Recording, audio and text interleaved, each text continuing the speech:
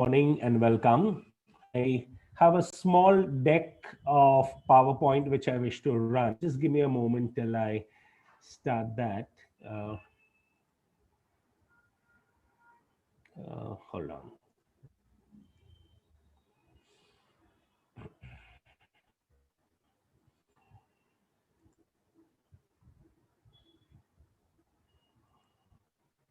All right. So when Dhaval requested me to speak the finance bill, I remember that my conversation with him is that probably what's left now to change. And I had that feeling that probably there would be very little, and that's really what has happened. So, which is good. There are just a couple of major changes that have been suggested, of which to most of us who are gathered here today, probably only one change is of any particular significance. Therefore, while I will touch upon the Finance Bill 2021, which is part of the budget of 21, I thought it's also important to look a little, as we like to say, looking forward, looking backward. Let us see what all has really happened over the last 5 years in terms of different finance bills that were presented in Parliament and the major changes that all of us had to adjust ourselves to. So let's start with looking Finance Act 2016. I'm looking at the last 5 years, what changed. If you will care to look at what happened under the Finance Act 2016, for the first time, government introduced into the Income Tax Act new provisions are called Section 115 TD, 115 TE, and 115 TF. Many of us have almost completely forgotten of these sections. Of course, fully they will not affect you.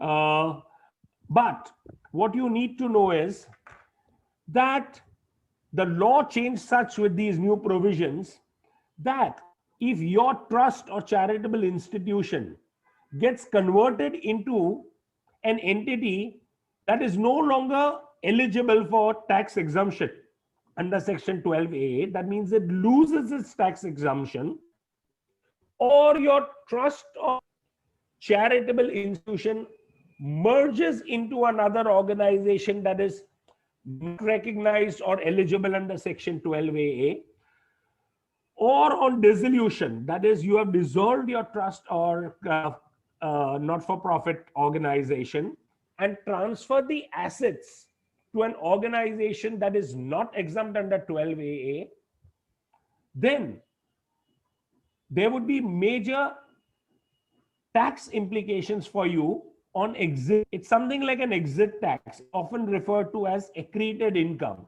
That the difference between fair market value of the assets and liabilities of the trust or institution would be treated as accreted income, and tax thereon would be paid in addition to the income tax chargeable. So not only would your income be chargeable for that year, but even on exit, there would be the accreted income tax. So what is the point of caution for all of us? That preserve your 12A status. Lots of times when we talk in the NGO sector, everyone knows only 80. We conveniently seem to forget 12AA. In my opinion, 12AA registration is far more important to you than 80G.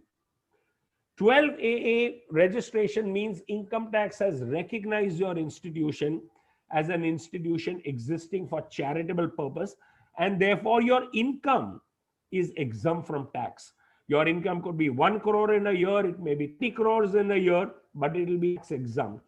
80G is not even of direct benefit to you. It's indirect benefit. It's a benefit that your donor enjoys. It's a tax incentive for your donor. In many cases, if you're dependent only on exclusively on foreign contributions, 80G may be meaningless for you. If you have been blessed with a large endowment and you're just living out of the interest and dividend income of your organization, 80G may be meaningless for you. Therefore, the moral behind this is preserve your 12AA. So this is it. It makes it very clear under the Finance Act that as per section 115 TD, a trust or an institution shall be deemed to have been converted into any form not eligible for LVA in a previous year or on occurrence of the following events: when registration granted to it under section 12A has been cancelled. Now this could be cancelled by the Income Tax Department for violation of any provision of the Income Tax Act which you may have violated. It has adopted or undertaken modification of its objects do not conform to the. So this was another important thing that was brought about, that if you change your objects, you had to reapply for 12AA, because these are not the objects for which you originally got your 12AA registration.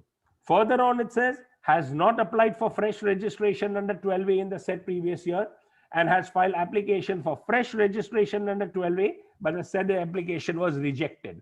So you may have changed your object, you apply to the tax, and if income tax rejects your change objects, you could lose 12A. And when you lose 12A, what happens? Not only is that tax on the income of that year, but also on exiting whatever the funds, assets, liabilities, there will be an exit tax on that, which is also referred to as accreted tax. Let's look at what happened the year after that. Finance Act 2017. This was the year which we often colloquially call as the year of demonetization, the year when some of our currency notes were demonetized, and the provision was brought that no person shall receive a sum of 2 lakhs or more otherwise than by way of an account payee check or a bank draft in aggregate from a person in a day, in a respect of a single transaction or in respect of transaction relating to one event or occasion, restriction being 2 lakh. Now, this is a very important amendment for all of you to understand. As I proceed on this, in 2017, there were 2 things that happened. Subsequently, what had happened is that you were not allowed to take cash donations of over 2,000 and grant ATG benefit to your donor. Now, this led many professionals, including chartered accountants, to tell people that, oh, if somebody has given you even hypothetically 3,000 rupees by cash, you simply can't, because it's cash. You can't take. If you will carefully look at the section 69 XT has put cash limit of 2 lakhs per day. I'm not telling you to do this, but technically you could accept a cash donation of even 2 lakhs per day, and that would not be a problem for one single individual. Technically, please avoid cash transaction. That is a given. But the fact that if somebody has come to your office and says, you know, credit cards, I have no write out a check and send it, I've got 5,000 rupees cash in my wallet, I want to give you a donation. There have been instances I've known of people who have refused these donations. Oh no, we are not allowed to have more than 2,000. If somebody gives you a cash donation of more than 2,000, the donor is not entitled to ATG benefit. Remember the amendment that was made to section ATG, where cash limit is there. Cash limit is under 269 ST of the Income Tax Act. So understand that while we should all avoid cash actions to the extent possible, please do not get too anal about the whole thing. What else happened year 2017? Inter-charity donations, that means one charitable trust or institution giving to another, continues to be allowed. Of course, under FCRA, that's changed. You cannot be using your FCRA funds to give to another, but that has happened last year. We are looking at 2017, where inter-charity donations are allowed. They are considered okay, but one charity cannot give towards the corpus of another charity. So this was another. Hypothetically, it could be a grant-making trust. It could give, if it wants, 50 lakhs of rupees to another charity, and that is perfectly all right, or 1 crore of rupees. But it cannot give towards the corpus of the organization. So who can be giving you towards corpus? Perhaps somebody could be giving it to you towards this. Perhaps an individual could be giving to you. but one charity can no longer give towards the corpus of another. Rationale behind this, as per Finance Act, was that they wanted charities hoard the money, but to actually use the money. So that's what we find in 2017. Then another amendment that happened in 2017 was that if you have made any changes to the objects of your trust, please understand that you might other changes in your constitution. As you know, you may have a trust deed and you went through a change where you had permanent trustees, but you tried to put a tenure on the trustees and said here on trustees will be only for 3 years, 5 years. That's not a change in your object.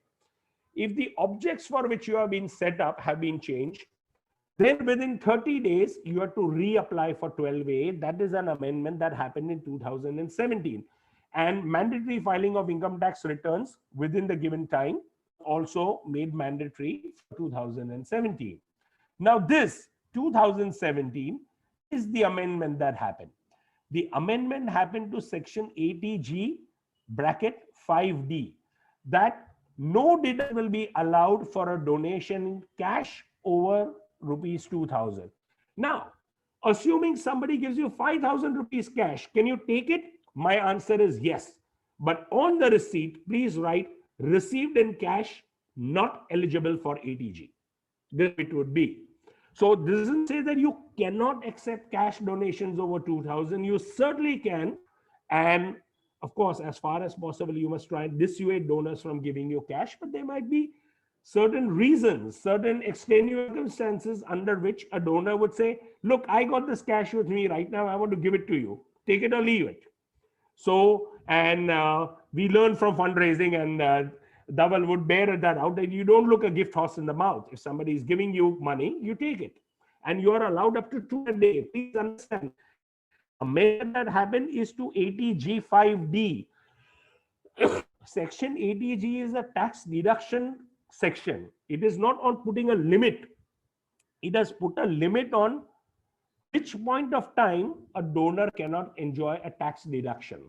So another amendment that happened was to section 113A, and that was, it gives power to the income tax authority to enter any place of activity of the charitable purpose, to inspect books of account, etc. So certain powers have been to the income tax officer now to do even a search at your office, and this came amendment to section 133A. Let's look at Finance Act 2018. What happened under that? It said the following amounts shall not be considered as application of income for the purpose of tax exemption under section 11, 1023C4, 5, 6. If any payment in excess of 10,000 in a day, other. So if I sum up what this amendment was, that any payment that you make might be, let us say, you might be giving it to somebody who cleans your office, and somebody who cleans your office, you might be paying them of, let's say, 11,000 a month. All right. This cannot be paid by cash. If you did it by cash, then you would have certain tax implications over here. So the limit was put on, if any payment is made in excess of 10,000 in a day, either by way of account pay, check, or a bank draft, or use of electronic through a bank account, if the application of income is claimed and provided as liability, and subsequently the liability is in excess of 10,000, is paid other than by. In other words, there is a limit of what cash transactions you can do, limiting it to 10,000. So if you are making payment, now many times we find that NGOs have seminars, webinars. Of course, now we have only webinars, but earlier days we used to have in-person workshops, etc. And you might go down to the local stationery shop and say, I want to buy pens, stationery, etc. And hypothetically, if there is a bill or an invoice of 10,000, that is not acceptable. It should have been paid to even your stationery shop by check, or by some kind of electronic transfer of money to your vendor or the stationery shop. So please understand that by this particular amendment that happened, who are registered under 12A, make sure that any payments that you make to anyone is not a sum of 10,000, not more than, it should not be done in cash if the amount is more than 10. Let's put it that way. This is regarding the TDS part again. So if payments are subject to provision of TDS, and if TDS is not deducted thereon, then 30% of such sums payable shall be considered as applicable. This again, the onus has been put on the NGO to ensure proper deduction of tax at source. Assuming you have appointed a contractor and you have to make a payment to the contractor, make sure under the relevant provision of TDS, the TDS is deducted. If you may have to make a payment of salaries, make sure that under 192 you have made deductions according to the salary slab of the employee. If you have been paying anyone for professional services, it may be under section 194J, etc. Please make sure that TDS is properly deducted, by otherwise it will not be treated as application of income for charitable purpose. Getting closer now, we are coming to Finance Act 2019. Let's see what happened under that. It says if a trust or institution has not complied with the requirements of any other law, in parentheses I put, for example, FCRA, and the order, direction, decree, by whatever name, called, holding, that such. In other words, if you have lost your registration under any other act, and that is, I gave a classic example of FCRA, then it could also lead to cancellation of your 12AA registration. And please understand that if your 12AA is cancelled, can you imagine what happens? There is tax for that year of your income, plus that exit tax that we talked about. See, over time, with so many new amendments happening, we have forgotten what has happened in the last 5 years. In the 5 years, direct changes have taken place in this year. And most of us have completely forgotten about these parts. That if your FCRA gets deregistered, voluntary deregistration may be another thing, but it may be, you could be deregistered because of certain violation.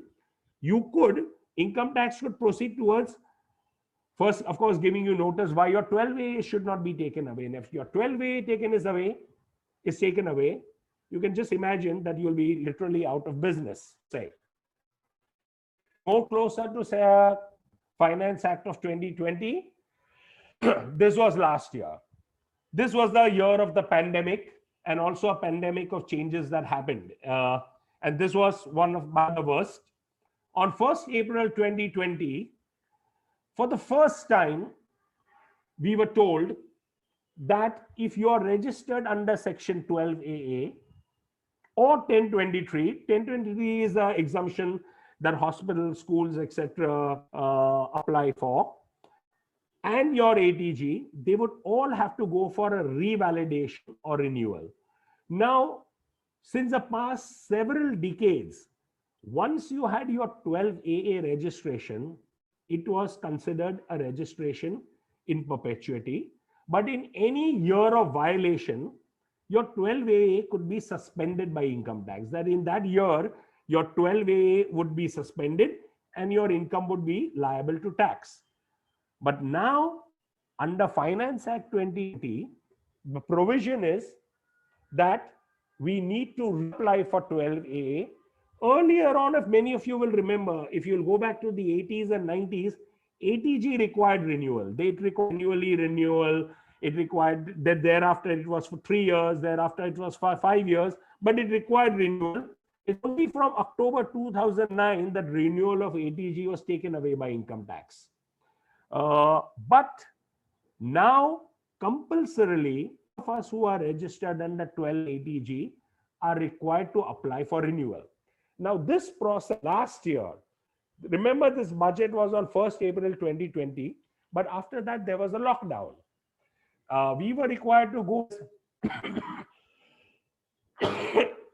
renewal process. The window was to open on 1st of June and go on till end of August. Then it was further pushed from October to December. But because the pandemic and the lockdown extended, the date has been pushed to 1st April of this year. People are still very anxious. How do I go on the online? How do I apply for renewal? The forms are not up as yet. We'll know in good time. We are still in the month of February, in early part of February. Let's see by March if we can get an idea about what these online forms will be. But we will all have to go for this renewal. And once it is renewed, that renewal will be over a period of 5 years. And after 5 years, you will have to again reapply. And every 5 years, you will have to revalidate both your 12A, ATG, and those institutions that are registered under 1023, which are your hospitals, schools, which are looking for that special exemption under 1023. They will also have to go for the same renewal. The other change was that organizations earlier were allowed to either be registered, could have both exemption, could be registered under 12A also and claim exemption under 1023C. Now the amendment says you have to choose what you want to be exempt under. You cannot be seeking exemption under both. So this is the choice that many hospitals and schools will have to make. And of course, this existing 12A and 12AA will now be rewritten as 12AB. It will be the new section 12AB. And this is something about which might interest friends at DanaMojo. That has been proposed by income tax, that the income tax system itself will pre-fill for the donees organizations information taxpayers return on the basis of information of donation furnished by the donee. What does this mean? That going forward, income tax will create an online system where, let us say, a donor X gives you 3,000 rupees. You go online and fill details of the donor. The donor's name is so-and-so, and then the donor's PAN might become absolutely essential. Even for a small sum, it could be hypothetically even 500 rupees, because unless that is provided, they will not pick it up. And then what will happen? When the donor will go to file his own returns in the next year, he will find that donations made to organization ABC will automatically come pre-filled in his ITR form. So the system is being made such that any donation they make, the onus has been thrown on the NGO to fill the details on the income tax system. Of course, it has not been brought into force as yet. Let us see whether this will become applicable in fiscal year. And but this might now make it almost mandatory for any donor seeking tax exemption to also provide his PAN details. It may be just a sum of 500 rupees, but if the donor is interested in getting his ATG, will have to provide the PAN details. And so that is one of the changes that happened last year. And so now we come to the Finance Bill 2020. Let us see what happens under that. Basically, universities, educational institutions, hospitals which are registered under Section 1023C can now enjoy exemption under 1023C for their annual income and receipts, which can be even more than 5 crores. Earlier, there was a cap that only if your was up to income or receipts was up to 1 crore in a year, you could exemption under 1023C. But now this has been extended to 5 crores, which means it's given a bigger breather to hospitals and schools to generate for themselves. So, but this is only to a small class of people who will benefit from this amendment. But a very major amendment that has happened in this years, and this is now Finance Bill 2021. I'm not using the word act because it is still a bill. Parliament will pass it into it and it will get the President's assent and the gazetted notification, then it will the law. If you receive any corpus donation, as you know, corpus, capital receipt for your organization. If somebody gives you hypothetically 10,000 rupees as a unrestricted donation, it is the income of your organization. If somebody gives you 10,000 rupees with the specific deduction in writing that towards corpus, then that 10,000 rupees does not reflect income and expenditure statement as income, but it goes straight into your balance sheet and is recorded as a capital receipt. Now, the argument here now is that supposing a donor has given you 10,000 rupees towards corpus, that's great. You can capitalize it, take it to your balance sheet. But now you must make an investment of this amount. Earlier on, you could have left this money even in your savings bank account and no questions asked. There was no command that a corpus donation had to be invested. Now you have to, as per section 11(5) of the Income Tax Act, which means you could take a bank FD or in any of the other norms that have been allowed to you. And therefore, a corpus donation now has to be linked with a specific investment. So I received a donation from Mr. ABC of 10,000 rupees. Against that, I now had a bank deposit, or it could be an approved mutual fund, if anything else, and you make an estimate according to that. Now, in any given year, you just break into your corpus, then that will not be considered as application of income for that year. Whenever you are able to replenish this, because you are running short of money in a certain fiscal year, and you decide to break into your corpus. Towards, as you know, every organization in any given fiscal year is required to spend at least 85% of its in the year. But this breaking of the corpus will not count towards your 85%. And therefore, only when you will replenish your corpus, let's say you broke the 10th, when you will replenish it maybe 2 years later, 3 years later, it will be treated as the application of income in that year. So this is a fairly major change that has happened here under the Finance Bill 2021. And apart from that, there is no major kind of cause for concern. That is why I've said that the Finance Bill 2021, in my opinion, has been in that sense compared to what it was last year. Now, very quickly, because lots of people are very concerned about changes that have happened last year again in the month of September with the Foreign Contribution Regulation Amendment Act. It came quite suddenly upon us, as all of us know. So there was this Foreign Contribution Regulation Amendment of 2020, which was draconian, and it has come into effect from September 2020. All provisions of this amendment have come into effect except the requirement of State Bank of India, where you have been up till 1st of April to open your State Bank of India account for FCRA purpose. But otherwise, all other provisions regarding granting, sub-granting, all that has come into effect. So let's very quickly look at what are these changes. One of the first is about public servant, the term public servant, that a public servant cannot give foreign contribution. Now, this has led to a lot of debate in the NGO sector. Can I have public servants on my board? The answer is, and trust me, that's an honest answer, yes and a no. Why do I say yes, you can have it? Because it only says a public servant cannot be receiving foreign contribution. Remember that the money is being received by your organization, not by the public servant. So, and who is the public servant? Public servant can fall under any one of these three categories: in the service, in the pay of the government, or remunerated by fees or commission for the performance of any public by the government. So this is how public servant has been covered. And public servant is one who is defined under section 21 of the Indian Penal Code. So can you or can you not have public servants? If you will look at section 3, this the amendment has happened under section 3.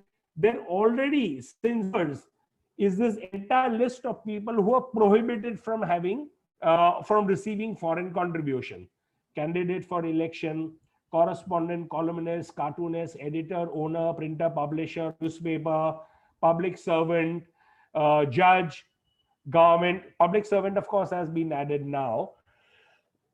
Political party. So this is already the banned list. To that, public servant has been added. So what about public servant? Should you or should you not? I would say out of abundant precaution, avoid having her. Many people also have this question, but this is a person who's a retired public servant. Well, a public servant could be receiving let's say. And pension would mean, if you go back to the earlier one, public servant can fall under anyone in the service or in the pay of the government. Somebody who is receiving a pension is in the pay of the government. But I repeat, this is a very ambiguous clause. And Ministry of Home Affairs FAQ some more clarity that can a public servant actually be on your board or not? It's understandable that a public servant personally cannot be receiving foreign tuitions for any particular cultural, economic, educational, religious, or social program. That is very well understood. But does that preclude this person from being on the board? It's perhaps deliberately left ambiguous, but that's how the situation is. The major amendment under the Foreign Contribution Amendment Act is with regard to Section 7, where granting or sub-granting of foreign contributions has been completely disallowed. Earlier on, prior to this amendment, if you were an organization registered under FCRA, you could use your foreign contributions received to make a grant, or what we like to call as a sub-grant, to another NGO, provided it had FCRA registration and went into the FCRA bank account. But now under this amendment, if you receive foreign contribution, your organization must receive it on its own and use it on its own. You can hire staff to do this, but you cannot make any grants. So this collaboration with which NGOs work has received a severe beating, and particularly intermediaries. So this is something of concern. Then the second one, and this has been the most contentious one in our where earlier also there was a cap on admin expenditure and only restricted to your foreign contribution. Please understand, it doesn't say that the total income of your organization. It only talks about your foreign contribution received. Earlier on, if you, let's just say, received 1 crore of rupees from a foreign source in any given financial year, you could have spent up to 50 lakhs of rupees on your admin costs, because that was at the rate of 50%. But now it has been capped to 20%. 20% means if you received 1 crore of rupees by way of foreign contribution, then you cannot be spending more than 20 lakhs. This is how it has been. So the question arises, what is admin expenditure? Now, very fortunately, under the rules tell us what is admin expenditure, and it covers salaries, wages, travel expenses, or any remuneration received by members of the governing board, expenses towards hiring of personnel for management of activities. So anyone, I mean, go to FCRA online and you'll download the rules. And if you look at Rule 5, it's open for anyone to see. There's a whole what is, and there are certain exceptions also given. So what do we see over here? As per Rule 5.2, all expenses towards hiring of personnel for management of activities. So anyone, the management of activities, that means your accountant, somebody who may be your receptionist at the office, any salaries that you pay to them would count as admin costs. But now there are two provisions to Rule number 5, which exempts what is admin expenditure.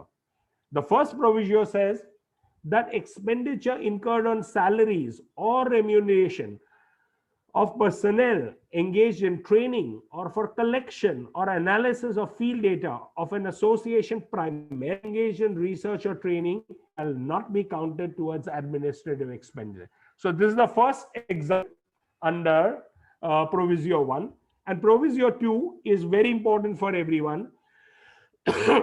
Further, the expenses incurred directly in furtherance of the stated objects of the welfare-oriented organization shall be excluded from administrative expenses, such as salaries to doctors of a hospital, salaries of a teachers. Now, this term which is used here, such as, is indicative list.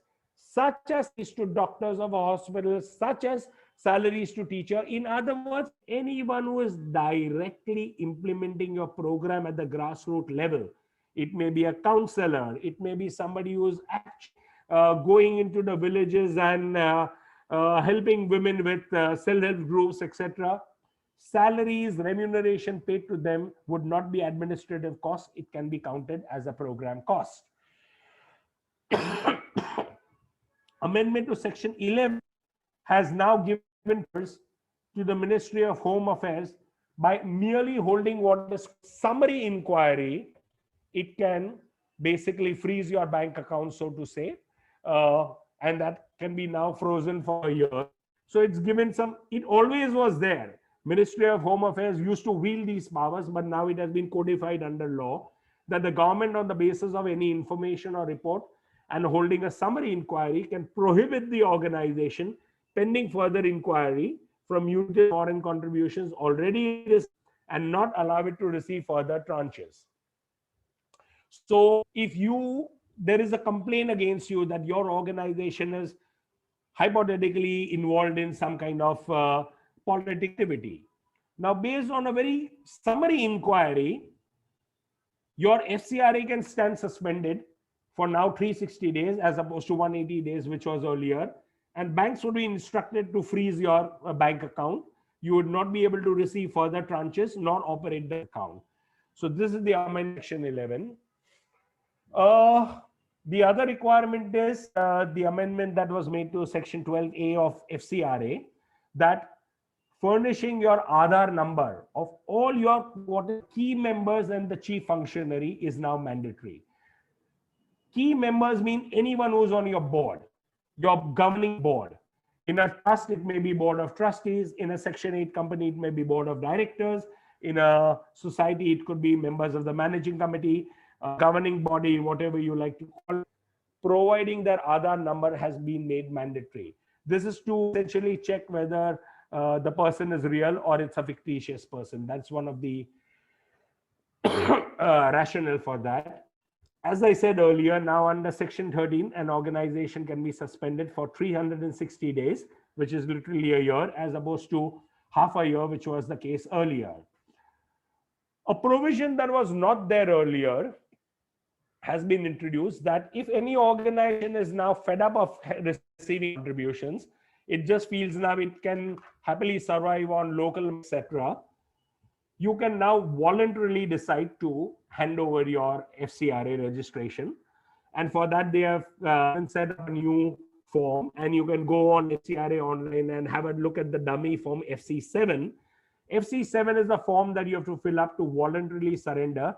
But the catch is that any funds remaining in your FCRA bank account, or if you have had any assets out of FCRA, you might have created a school, you might have created a hospital, or the equipment that you purchase out of FCRA funds, these would now vest in a competent government authority, which would be the Ministry of Home Affairs, and which is something of concern to us over here. Amendment to Section 15 is a continuation of that, that if first was voluntary surrender, excuse me, but it is not a voluntary surrender. Here, the Ministry of Home Affairs proactively cancelled your FCRA. It may be due to violation of any of the provisions of the law. Maybe you have not filed your returns. Maybe you made to an organization you were not supposed to give.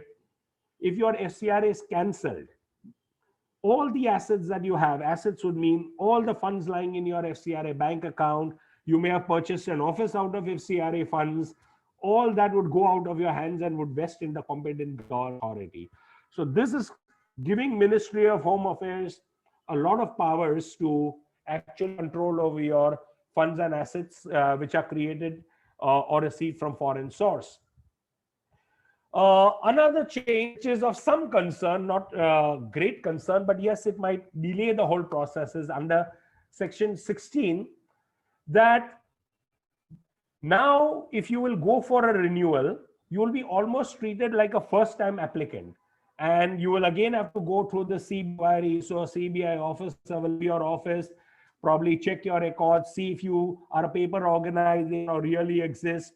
Might want to go and see your project site and see what is happening at the project site. What do you do in the name of sanitation or healthcare or whatever program you're running? So there will be a very detailed inquiry which will take place before your FCRA can be renewed. Earlier on, it was almost taken that if you are an organization that is compliant, you have been filing your returns on, you have been doing quarterly intimation, your renewal will be almost automatic. But now not going to be the case. Then this one is the big one, that until recently we were allowed to have bank accounts with any banks in the PFMS system. But now all foreign contributions that you receive must be received first in the State Bank of India, New Delhi main branch, and your existing FCRA account may be retained by you, and which will become your FCRA account. You don't have to make a trip to Delhi for this. Various branches of the State of India in various metro cities, including district areas, have been authorized to collect the forms and send it to New Delhi.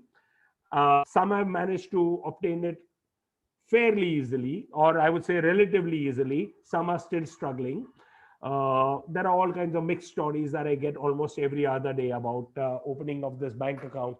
Never in my life did I realize that one would actually need training to open a Bank of India bank account. And now webinars that are flourishing and teaching you how to open a bank account. So, I mean, you have come to a stage where we need webinars to teach us how to open. I think it's not NGOs who need this training. The persons who need training will probably at the State Bank of India, who have least understanding about how the voluntary sector works.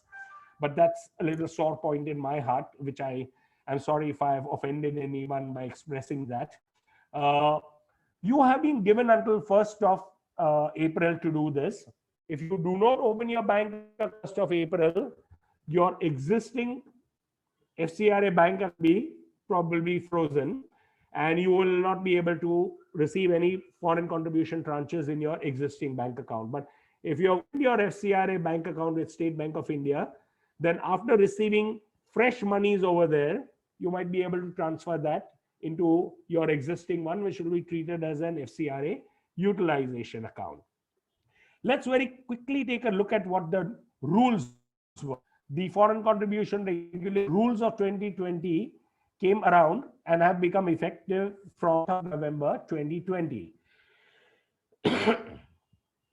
This is a good one that has happened, that organizations receiving foreign contributions shall be considered to be of a political nature if they participate in any active politics or party politics, as the case may be. Because earlier, what is political nature was not defined. They had given certain indicative lists that if you are found in Rasta Roko, all those Andolan, then that would be political nature. Now that's all been deleted under the rules.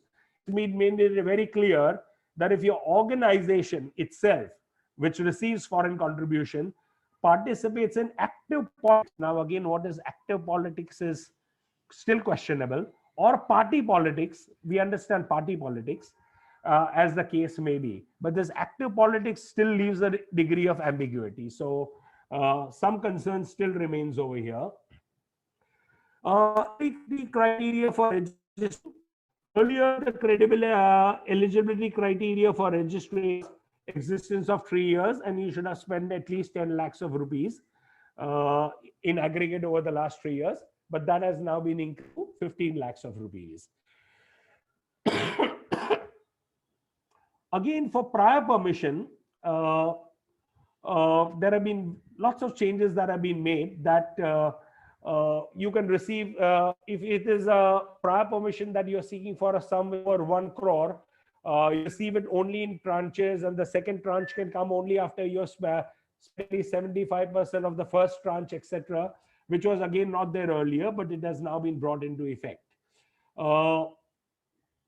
So that is about prior permission and the renewal requirement. All these are, I mean, lots of notes about this have already been put in the public domain. So many of you can read it if you like. Now, in all cases, when you will be applying for renewal in the form number FC3C, affidavit by your board members or what we like to call key member will be necessary.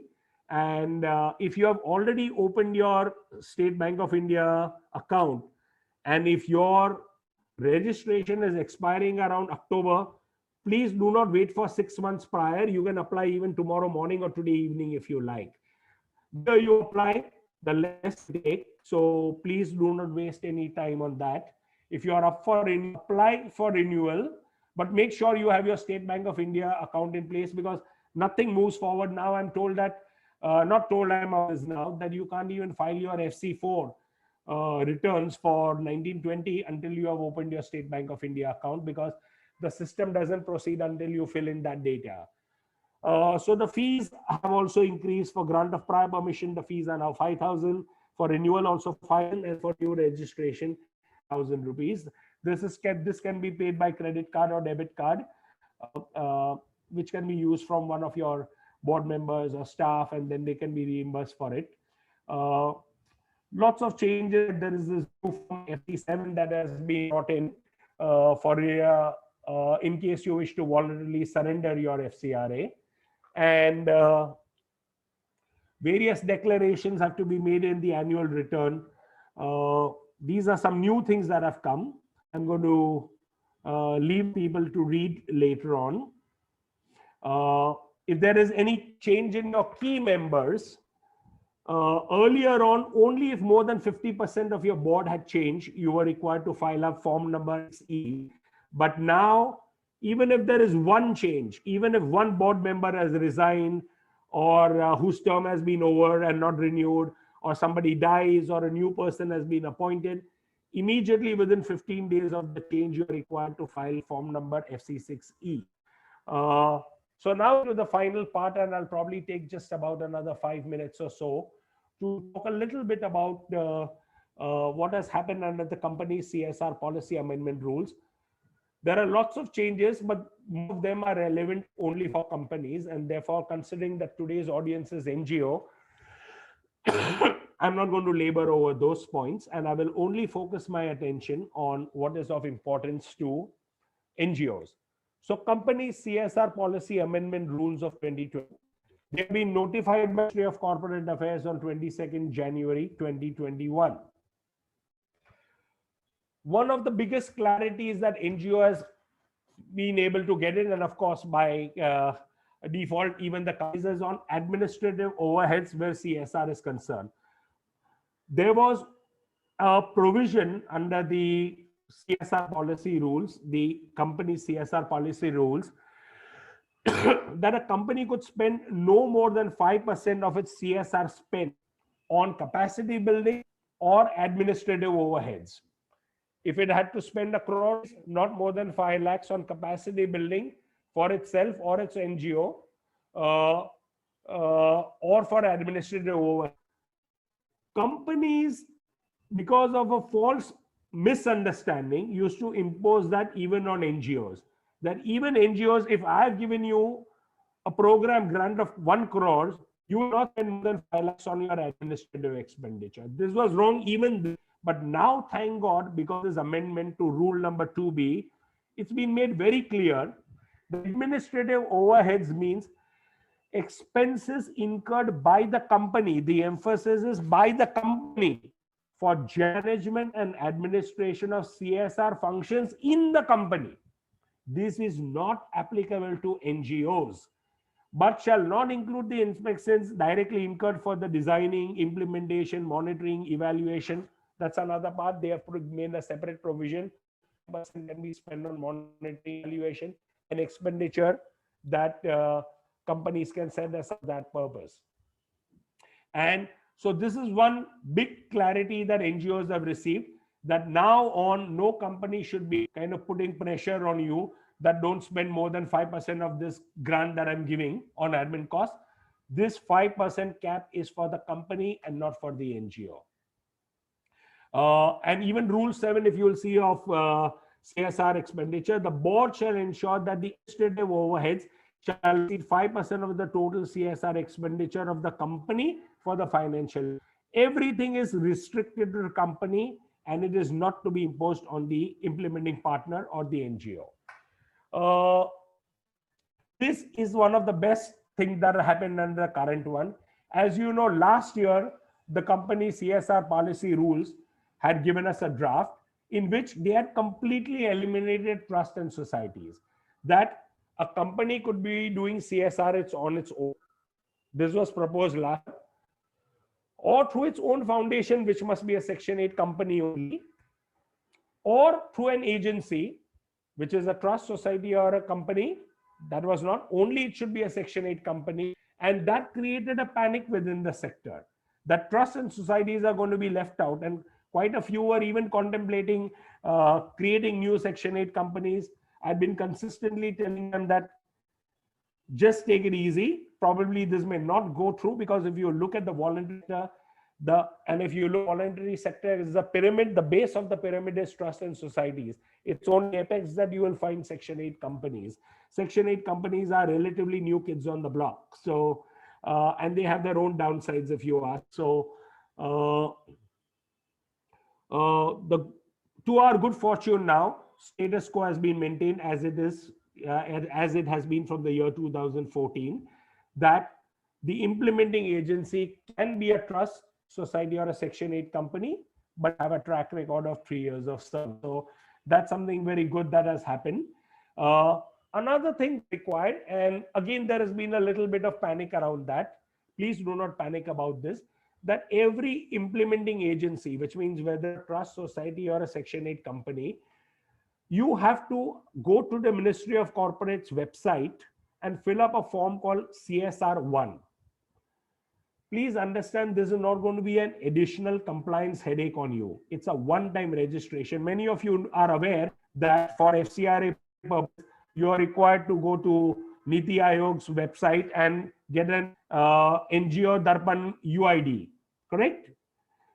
In like manner, if you are to be seen as an implementing agent, CSR implementing agency, you are required to go fill up this form, and you will get a UID for that. You will get a unique identification number, which you can quote that, yes, I'm registered as a, you don't have to file any annual returns with the Ministry of Corporate. It's a one-time registration, it seems so.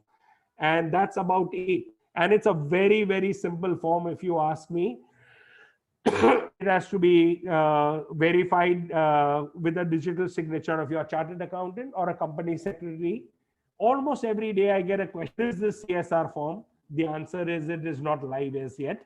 It will come up. Anyway, it's going to be made mandatory from 1st of April. So do not panic. When these forms will be up, it will be all over the internet. Don't worry about that. For the moment, please relax. All that they have asked, for anyone who's interested, what does one ask you? Tick the nature. You don't even have to write. Tick the nature. Are you a trust society or a Section 8 company? So you'll write either I'm trust society. Whether the entity is established by any company or a group of companies, probably your answer may be no. It could be yes.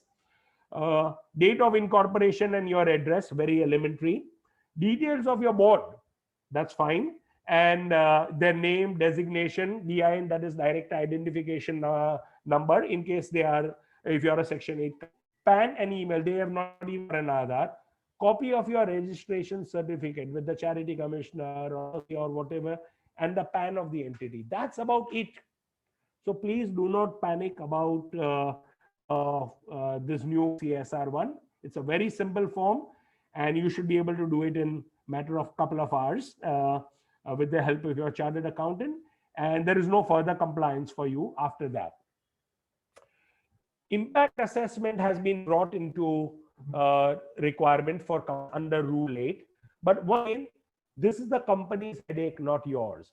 The company will find an agency to do impact assessment of its work. What you as an NGO will be required to do is extend your cooperation. So there will be monitoring and evaluation, etc., also going on. So thank you very much. I thought I would finish this in 45 minutes, but I've taken an hour.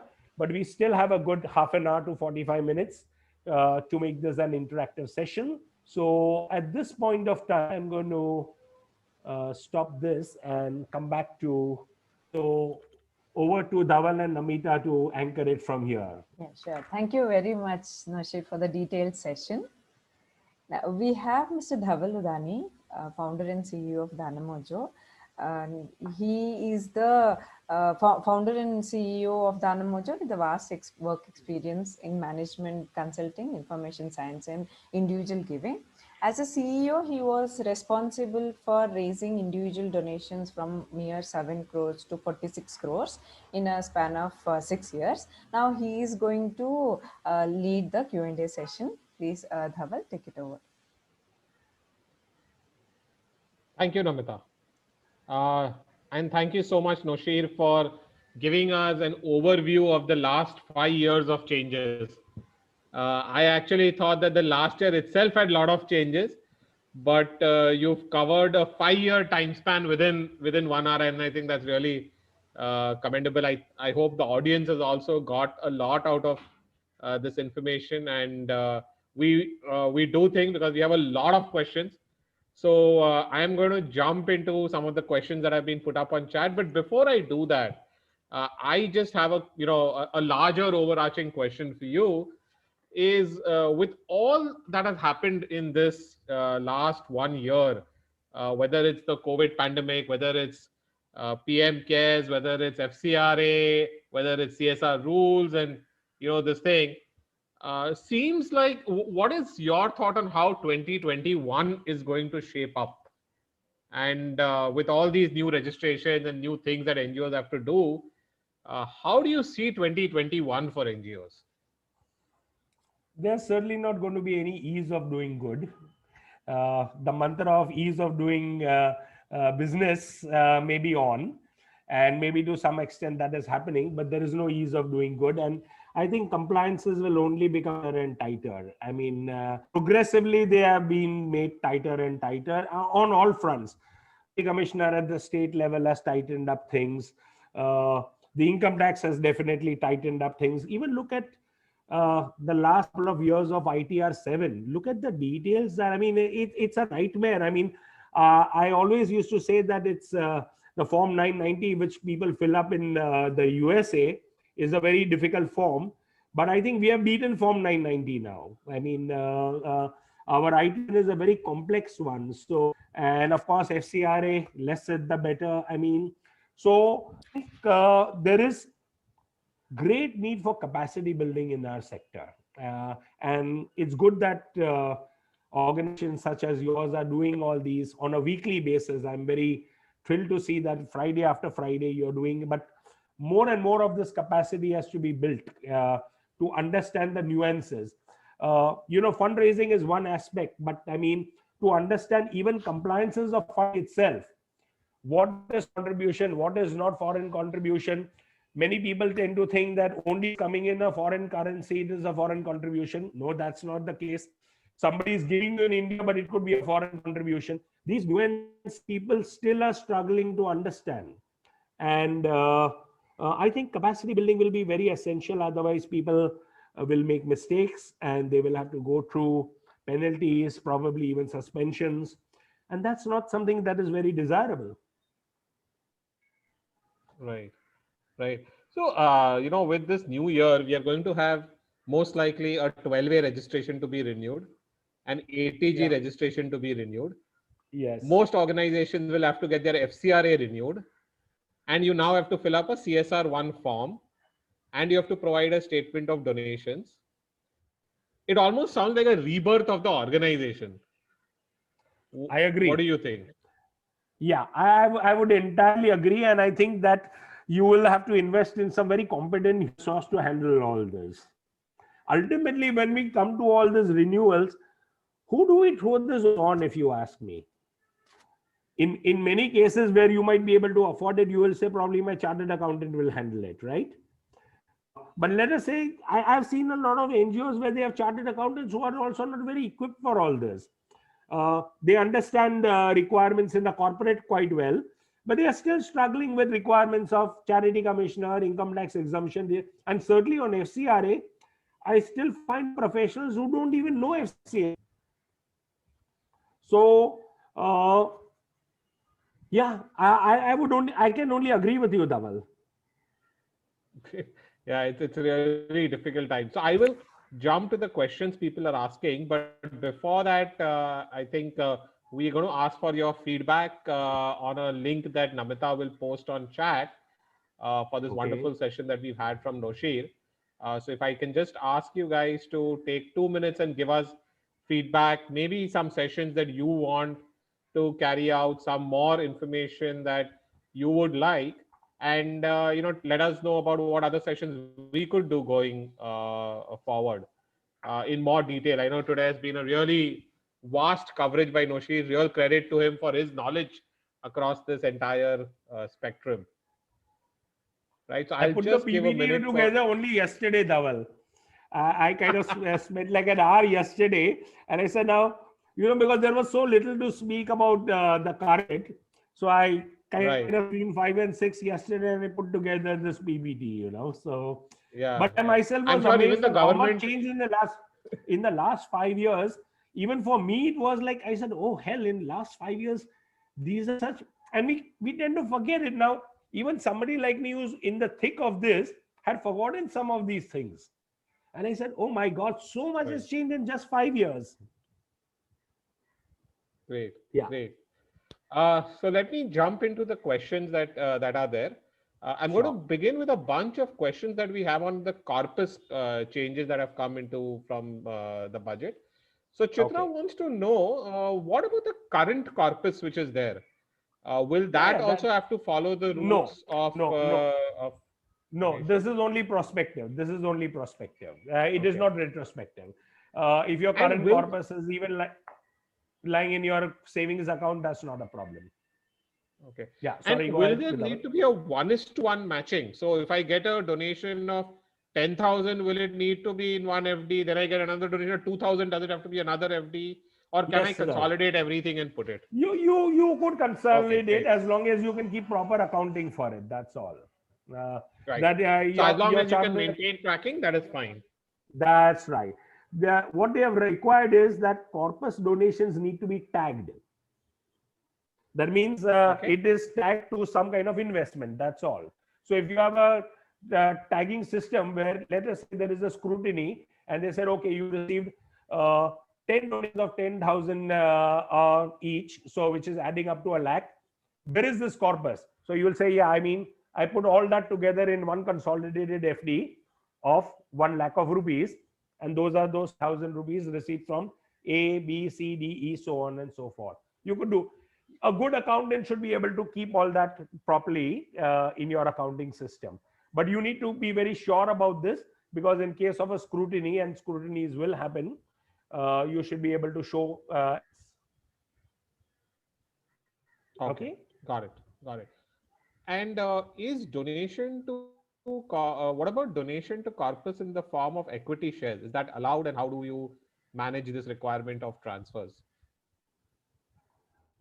The only form of equity that you can think about is mutual funds, certain approved mutual funds. But otherwise, you would not be able to put in any other equity. You cannot put it in private companies, equities, etc. You will not be. As you know, that under the Tax Act, you are allowed to, as per 11.5, and Section 11.5 allows you any mutual fund.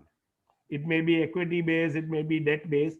But if you also happen to be a trust or society in Maharashtra state, there is also 35 of the Maharashtra Public Trust Act, under which investment will have to be only in certain approved securities of the charity commissioner, where only certain debt-based mutual funds have been allowed and not equity-based. So there is this dichotomy between state and central. Plus, foreign contributions, you cannot put in any, as you know, that there is a directive in the Ministry of Home Affairs, no speculative investment, including, and particularly they have named, you cannot put it in mutual funds. So by and large, you are restricted to things like bank FDs, HDFC Trust Deposit Scheme. Of course, you can also invest in immovable property if you like. That is also one of the options that is provided under 11.5, as also provided under Section 35 of the Maharashtra Public Trust Act. So you may decide to invest in land, you can do that. So on that front, some of the questions we are having is that there are some state societies which do not allow the investment of the corpus. We have this question from Dr. Pralatan of Bhumi in Tamil Nadu, and he seems that the state society does not allow investment of corpus. Is that true, or So any? I wouldn't know about the situation in Karnataka. It's something that I can separately look at. But I know that there are several restrictions for societies in Karnataka. For example, they cannot even carry activities outside of Karnataka state. I believe the societies in Karnataka also have to go through a renewal process periodically, etc. So there are lots of nuances at the state level. So I'm assuming there must be problems, but I need to look at that offline Okay, separately. got it. I wouldn't have an answer to that. So we have Mr. Jamshid Poincha has asked a question whether a donation to a corpus donation can be made in the form of equity shares. Can I donate equity shares to corpus? And if I can, how do I meet this investment requirement that is now there? So as an organization, I can receive equity, but I cannot hold it for beyond 1 year. So the requirement under income tax is that because this is not, I may have received equity in somebody's will. Somebody may have died and willed 10 shares of Tata companies to my organization. Now, of course, take it. But I have been given up 1 financial year, not counting the year of receipt, to divest it. Then a certain period of time, at least 1 financial year, I must divest it and invest that money. Of course, it's thing for trusts that have been created before 1971, etc. That is why certain foundations like Mahindra's, Godrej's, Tata's have been able to invest even in equities of their companies. But those are the pre-1971 trusts. That is why post-71 trusts are not allowed to have that. Okay. Then we have a bunch of questions from Chitra and Surbhi. So one question is... So, but to answer Mr. Pocha's question, that yes, you can receive it towards corpus. You can divest that whatever the proceeds come, that again can be put back into corpus. So I miss answering that part. Yeah. Perfect. Perfect. And so we have a question saying that if we invest the money, the FCRA money into a fixed asset, does that form part of the 20% or is it capitalized and we do not need to account for that in the 20%? In any asset that you bought is considered as utilized for that purpose. I mean, you may have bought an asset for furtherance of your activities. So that's fine. It would certainly not count in the 20%. Admin cost has been, you will have to all the time refer to rule number 5. Look at rule number 5. It has no reference to assets at all. It clearly lists out, but any repairs to assets would be an admin cost. It clearly talks about repairs, renovation, all that has been covered under administrative costs. So do look up rule number 5 carefully.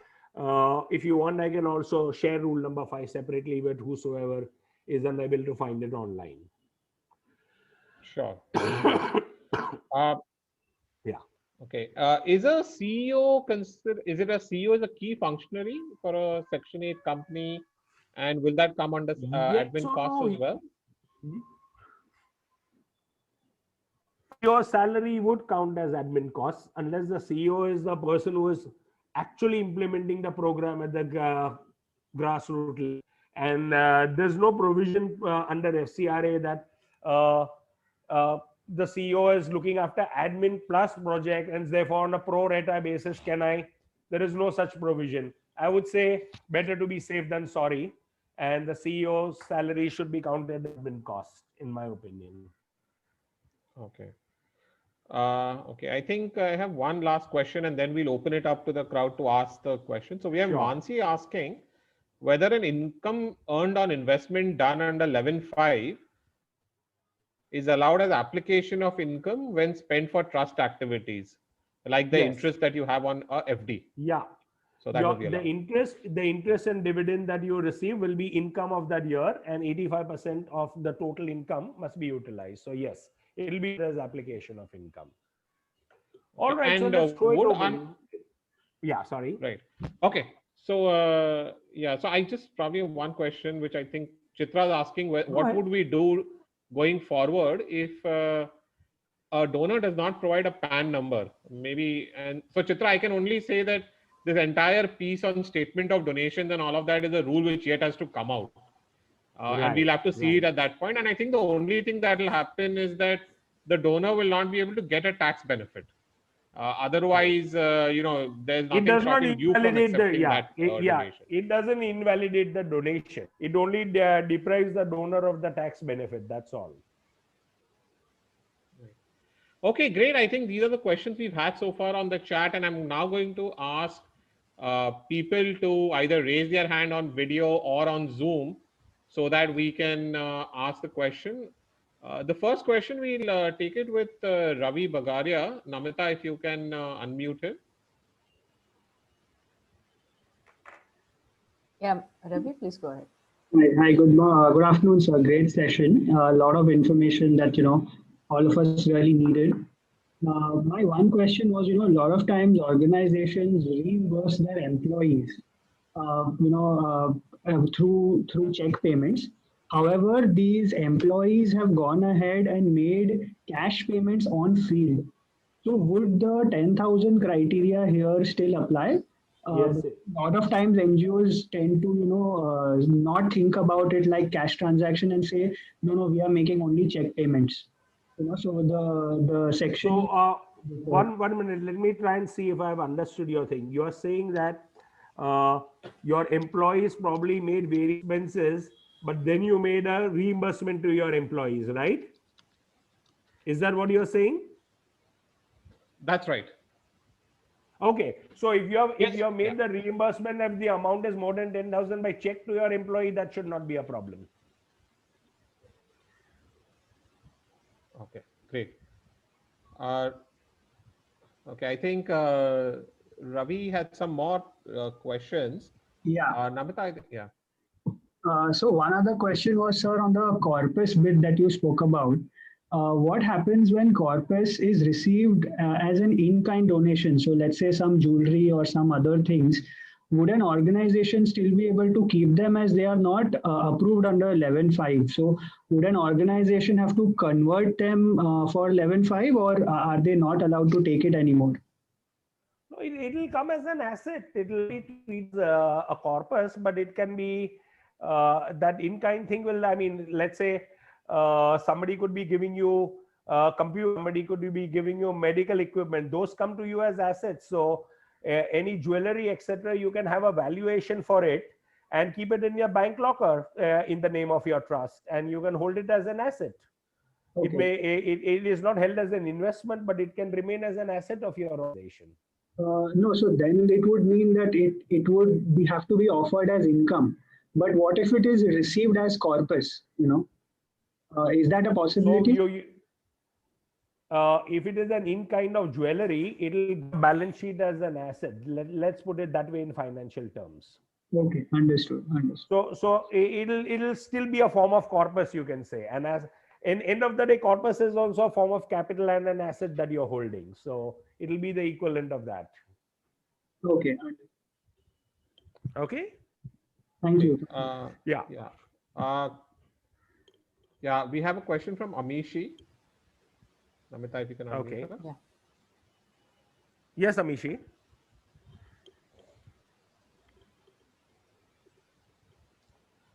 Yes, Amishi. Can you? Okay. We can't hear you. Yeah. Hello, can you hear now?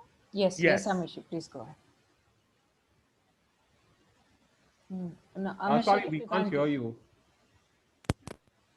Okay, for now? Yeah. Okay, clear. Okay. So for the change in board, it was like first you had to intimate only if 50% were changed. Now you say that even if there is one change, you have to intimate within 15 days. Okay, now here we have to file the change report and all with the charity commissioner and all. So only on the basis of the resignation from the board member, we can file the change report on. Yes, you have answered the question. Based on the resignation, that is, and you have 3 days to file the change report to the charity commissioner. But that's a separate intimation at the state level. Here, on the basis of the resignation letter, you can just go ahead and fill up form number FC6. So when you have to upload the documents, you upload only the resignation letter and And if you have been able to even file the change report with charity commissioner within 15 days, then probably the copy of the acknowledgement of that can also be given. Okay. It'll just help to expedite the change faster at MHA's website. Okay. So the same thing applies to even the NGO Darpan, because like even now for opening the bank account in SBI, they are asking you a screenshot of the NGO Darpan. Who are the members? You have to go online and that on your own. There is that you can do in real time. Let us say a new board member has been added. You have to just go to the Niti Aayog website, so we can and you add can that, do it in and real time. the one who has resigned, still if like it is, say it's a recent resignation and the change report is yet to be filed, so only on the basis of the resignation we can just archive that. I mean, they have an option of archiving those board members and not deleting or anything. You just That's archive fine. So they have resigned. yes, you can just archive that. It can remain as archive, no You problem. can just That they were once that they were once upon a time on your board, but now not on your board. now no That's all longer. right. Only on the basis of the resignation, it's fine, right? Correct. Okay, Correct. fine. Thank you. Correct. Thank you. Okay, do we have any other Yeah. questions? Uma, You can please also go ahead. Yeah. Hello, good afternoon to everybody. Mr. Noshir, thank you so much for the excellent session. I have one question regarding the term where you mentioned that the CEO salary should be considered as admin expenses.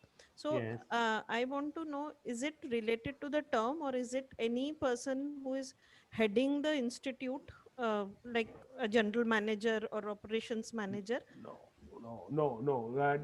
A designation does not count. It is a person does. If the CEO is also a person who is at the grass, let us say CEO is a doctor of a healthcare institution and is actually even implementing the healthcare program at the grassroots level, then that doctor salary could be counted as a program expenditure and not. So it is not the designation that matters. It is what that person is actually delivering and doing. So is it an admin job or is it a program job? Is the person actually implementing the program? Please read the language of the issue of rule number 5 very clearly. Anyone who is actually implementing or carrying out or taking forward the program is a program salary and not an admin cost. So if there is a mixed job, like as the head of the So institute, pro rata has not been provided over here. So then if it's a mixed job, too bad. then the expense has to go in admin, as you said. Much as I hate to say it, but your pain is equal to mine. I'm the CEO organization. All work that I'm doing is actually a program, right? But I have to take my salary as admin cost. I also have FCRA, and I have to take my salary as an admin cost in under FCRA. So I also practice what I preach. Okay. And I have another question, if I'm maybe I can ask later or even write to Mr. No, go ahead. Ask it now. So this is so that others benefit. Yeah. Yeah, So go on. this is a question slightly related to maybe not today's topic, but considered as expense, under expense.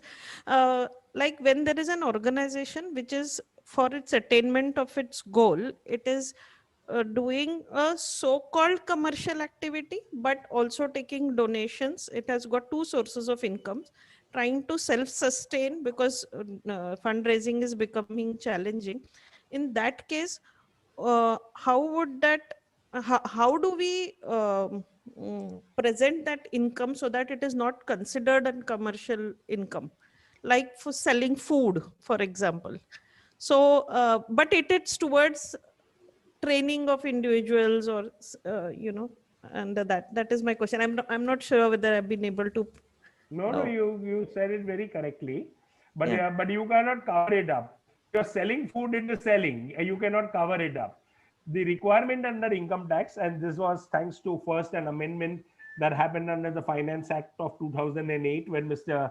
Chidambaram, Finance Minister, that if you happen to be an organization that falls under category 6 charitable purpose, sorry, let me take you to a little bit of this background because this is very important. Charitable purpose has been defined in 2 of the Income Tax Act to cover 6 heads: relief of poverty, education, medical relief, environment, monuments, and any other object of general public utility. The sixth category, any other object of general utility.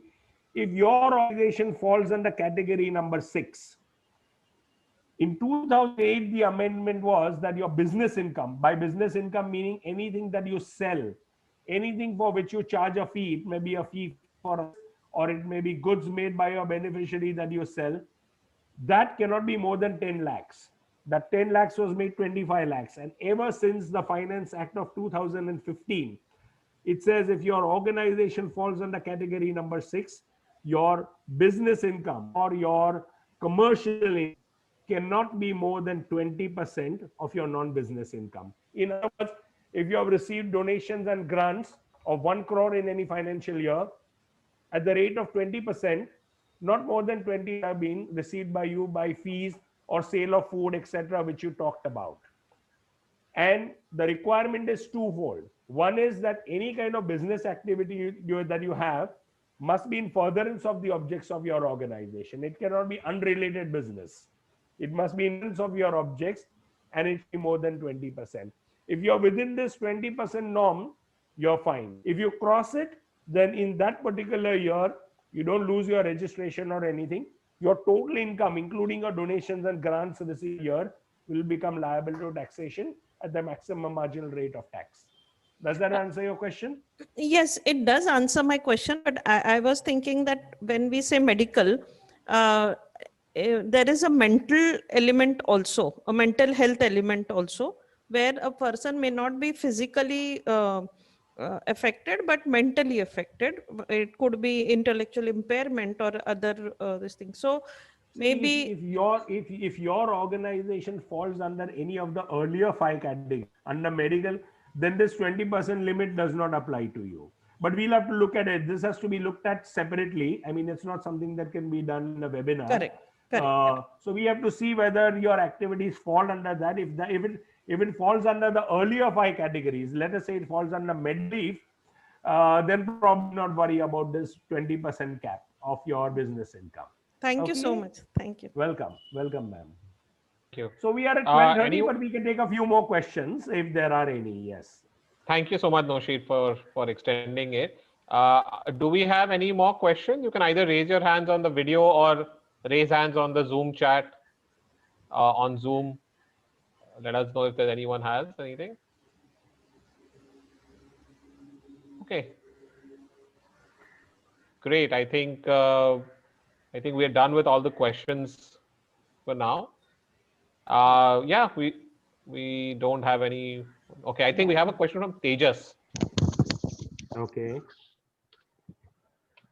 Hi. Have you unmuted me? Yes, Tejas, please Okay. go ahead. Hi. Thank you so much for the session. And I just wanted to just extend the question that Ravi asked earlier. I wanted to just know, like you mentioned, it can stand on the balance sheet as an asset. But since the money has been intended to be a corpus, or the donor has said it needs to be a part of your corpus, with probably an intention that when the organization needs money, they can divest it and use the actual liquid cash. Do you think that we would have to divest it immediately, like you would divest an equity share, and put the money into approved investments? As sitting in the balance sheet, would it violate the conditions of approved investments? First of all, I think these are all hypothetical things we are talking about. Please understand that jewelry is received almost on a routine basis by temple trusts. So, I mean, this is not a new concept. It's another matter that charitable organizations do not receive. But I happen to be a trustee of a trust where we have hypothetically received jewelries, etc., when people have died.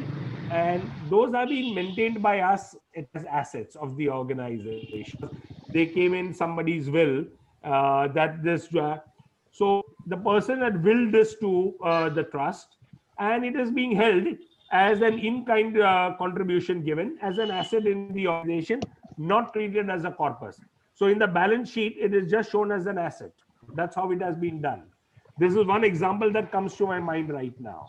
So let us not let us put it this way. If somebody willingly right now wants to say that I want to give jewelry worth, let's say, 5 lakhs of rupees to your organization, let the letter state that is a contribution in kind that I'm making, which may be held by your organization as an asset, and the asset may be liquidated at your convenience and when you want at a later date. Now, whatever. So you were saying that you should not let it be intended for corpus at all. You should just. I would. That would be a recommendation. Yes, Aegis. Yeah. Okay. That is what I would say. Understood. Especially in light of the current amendment, it will only cost things. So I agree. And as you know, that in-kind donation come in various ways. People donate cars to you. People donate computers to you. So jewelry is also an in-kind donation. What's the big deal about it? Yeah, and not keep it as corpus at all. So we have to tell the donors. Exactly. Yeah. I mean, would you put a car as corpus? Somebody gives you a brand new vehicle for your work, right? But that's not your corpus. That's an in-kind donation. It goes as an asset on which you will claim depreciation. Only in gold you will have appreciation, not depreciation. All right. Thank you. All right. Anyone else left? Yeah, Dhaval? Chitra has a question. Chitra, please go ahead. Hello. Thank you, Noshir, for such a informative session and for covering all aspects of, amendments that has affected the NGO sector. I have two questions. One is again related to corpus. I know you said it is prospective, but what about the interest income on the corpus that we invest? That is income of the year. That is income of receipt. If you receive, say, 10,000 rupees by way of interest in financial year 22, that is your income in that year. No question, no issues about that. That adds to your total income of that year. Okay, thank you. And my second question is regarding the donations that we receive from the donors. Now, as told, we have to now present an statement of account for the donations received. So it's proposed. It is not come into force yet. Okay, but it was proposed last year. Yeah, the realities are not clear as yet. What will be the nature of the form? Yeah, what details have to be captured? It is still not known to us. Okay. Because I was just worried that, the anonymous donation part, I mean, only 50,000 and above where we don't have a PAN will be considered as anonymous, right? So long anonymous donations, no, you got it wrong. Who said 50,000? Anonymous donations are covered under section 115 BBC of the Income Tax Act. That any anonymous donation aggregate, which is over 1 lakh in a year, would be liable to tax. That's all. Okay. Are you understanding? So where we have the name and address of the donor, that is not you should be fine with that. Okay. That is correct. Okay. And if you can obtain PAN also, it will be even better. Okay. Thank you so much. Thank you. Welcome. All right. Anyone else left? Anyone else? Questions? No. It seems we are done for the day. Yeah, I think we're done. Thank you so much, Noshir, for your time and this detailed inputs. I think we've also managed to answer everyone's questions as well. So that is great. And thank you so much again for your time. And thanks to everyone for being on this call. We will be sending across a recording of this call to everyone who's registered. And we hope you can catch up the more nuances of this call through that if you've not been able to get the vastness of what has been covered today. Thank you once again, everyone. Thank you. Bye.